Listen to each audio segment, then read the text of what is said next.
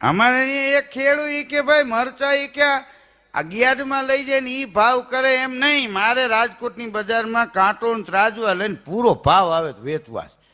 બીજો ખેડૂત કે ભાઈ ઈ હવે મને નહીં પોહાય, હું યાર્ડમાં જવા દઉં, તું વેચજે.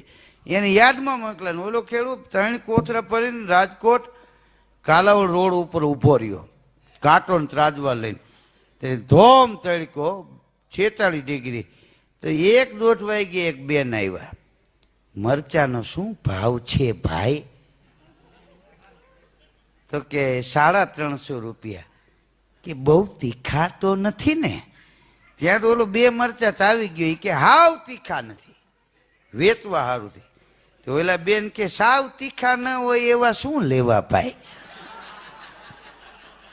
એમ કરીને બેન વહી ગયા. ચોટલી ખીચો થઈ ગયા. મરચા મૂકે ઈ તડકામાં 2 ચાવી ગયો. ગોળ ગોતવા નીકળો, જીભમાં ધુવાણા નીકળવા માંડ્યા. તે ત્રીજી શેરીમાં વેપારીની દુકાને જઈને 100 ગ્રામ ગોળ લીધો. ખાતો આવ્યો, મરચા કોક ઉપાડી ગયું. કીધું ભાઈ બધું આપણે ન કરાય.